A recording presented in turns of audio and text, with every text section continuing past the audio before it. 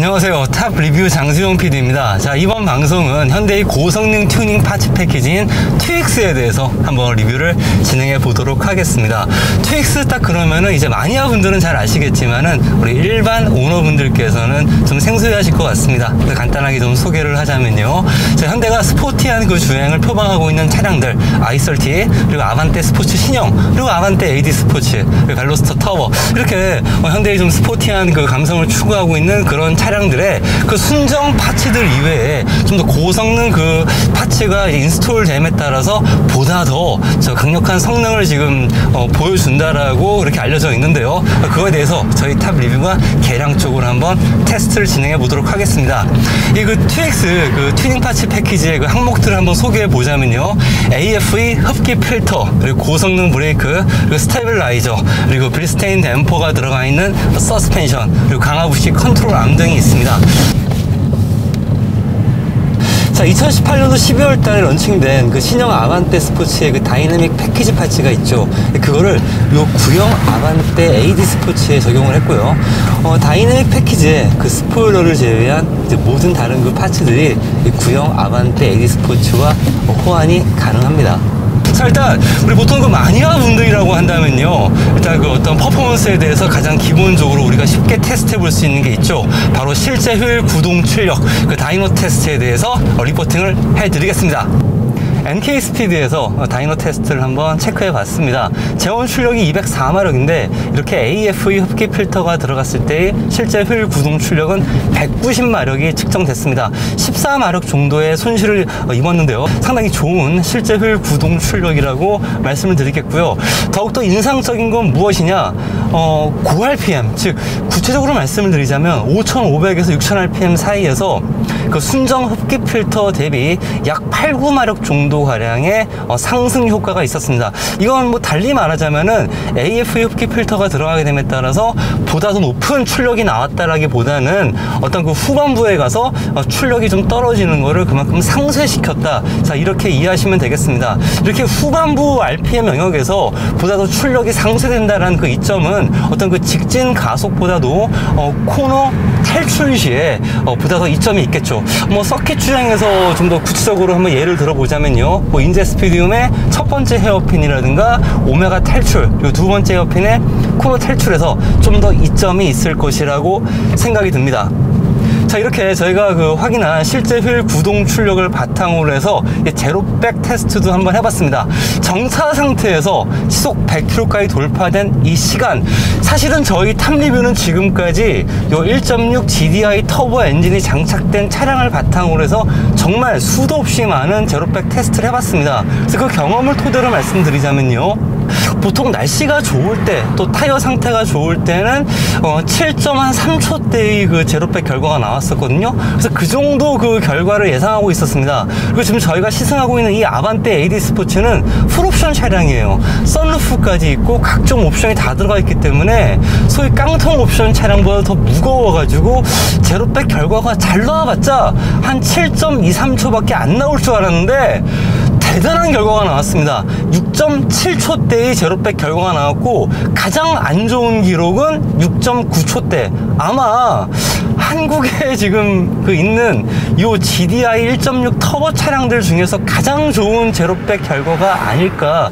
조심스럽게 말씀을 드려보겠고요. 자, 이 이유, 단순히 어떤 AFE 흡기 필터 이거 하나 때문은 아니라고 생각이 됩니다. 지금 하체에 수많은 것들이 보강되어 있죠. 스테빌라이저, 그리고 강력한 댐퍼가 들어간 서스펜션, 그리고 강화부시가 들어간 컨트롤암. 자, 이런 것에 따른 복합적인 결과가 아닐까 생각이 듭니다.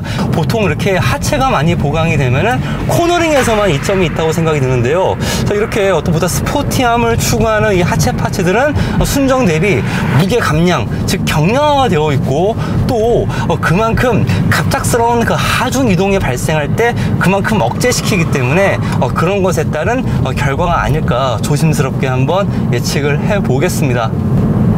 자, 이번엔 반대로 뒤집어서 시속 100km에서 완전 정차할 때까지 소요된 제동 거리에 대해서 말씀드려 보도록 하겠습니다. 순정 브레이크는 39.1m, 그리고 이 2X 브레이크는 36.8m의 기록이 예측됐습니다. 단순히 이렇게 100제로 기록뿐만 아니라 지금 저희가 상당히 고저차도 심하고, 그리고 다시 또 급감 가속을 연속으로 이어져야만 하는 이런 그 강한 와인딩 구간에서 지금 몇 시간째 반복해서 주행을 함에도 불구하고 일종의 저더 현상이라든가 페이드 같은 것은 전혀 일어나고 있지가 않습니다. 그리고 또 사실 저희 탑 리뷰는 이 그 2X 브레이크와 인연이 좀 있죠. 2017년도 2월 달에 시행했었던 그 스포츠 타이어 비교 테스트 때 저희가 이 브레이크를 사용했었습니다. 그 당시에 40세션 가까이 주행했음에도 불구하고 로터나 캘리퍼에 아무런 데미지가 없었어요.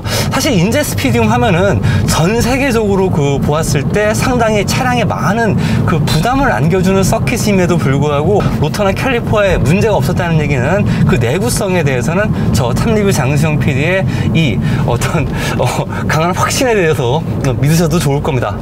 자, 그렇다고 한다면은 보다 더 공격적인 주행이 가능하게끔, 그러니까 쉽게 얘기해서 1분 59초의 그 랩 타임으로 만족할 게 아니라 1분 58초 때까지 우리 국내 소비자분들이 한번 달성할 수 있도록 보다 더 하드코어한 세팅을 하는 게 어땠을지. 자, 물론 그렇게 된다고 한다면은 어떤 소음이 커지게 되겠죠? 그럼 이제 일반 도로 주행 때 불편함을 호소하는 분들도 있을 거고, 자, 이해가 안 되는 부분은 아니겠지만은 브레이크 패드의 그 종류에 대해서 좀 더 강력한 성능을 발휘할 수 있는 패드를 선택할 수 있도록 또 다른 옵션을 좀 더 마련하는 것은 어땠을지 하는 그런 생각이 들기도 합니다.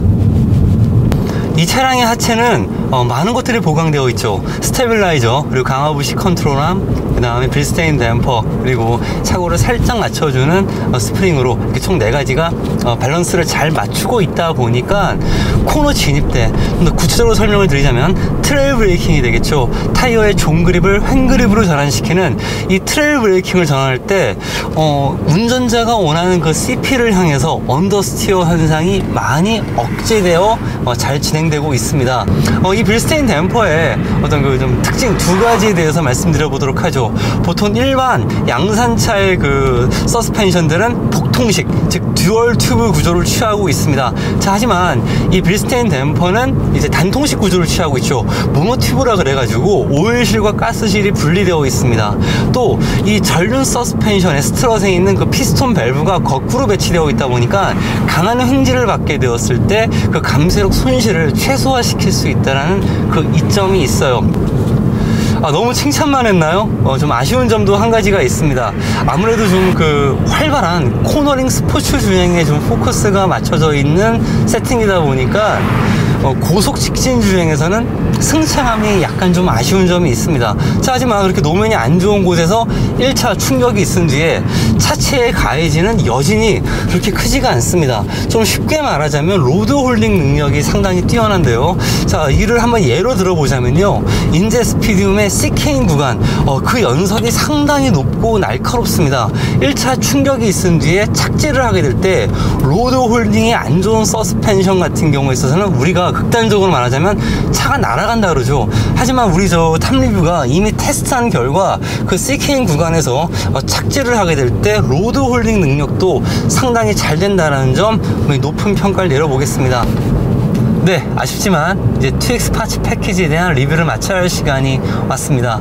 과거 현대가 일부 내놓았던 그 자칭 스포츠카라고 했던 차량들, 분명히 본격 스포츠 주행을 했었을 때에는 아쉬움이 꽤 있었죠. 하지만 최근 들어서 아반떼 AD 스포츠, 그리고 아반떼 스포츠 신형, 그리고 발로스터 i30, 그리고 발로스터 M, 이런 차량들은 실제 그 서킷 주행에 있어서 상당한 그 퍼포먼스를 보여주고 있고, 내구성과 지속성에 있어서도 많은 분들이 좋은 평가를 내리고 있습니다. 자, 하지만 국내 모터스포츠는 아직도 성장 중에 있습니다. 그러다 보니까 아직은 그 수에 있어서 이런 그 튜닝 파츠를 옵션으로 실제 이제 구매까지 연결될 분들의 그 수가 아직까지는 그리 많지는 않을 겁니다. 그럼 이렇게 되면은 대기업의 입장에서는 공급과 그 수요의 밸런스가 맞아떨어지지 않게 되다 보니 이러한 그 파츠의 개발과 양산에 있어서 소극적으로 위축될 수 있을 것입니다.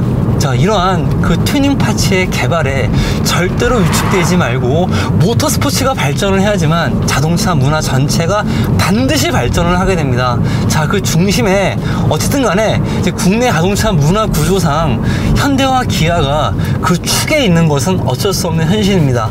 절대로 위축되지 말고 끊임없이 더 다양하고 더 강력한 이러한 그 튜닝 파츠들을 더욱더 개발하고 양산하기를 저희 탑리뷰가 진심으로 응원을 해보겠습니다.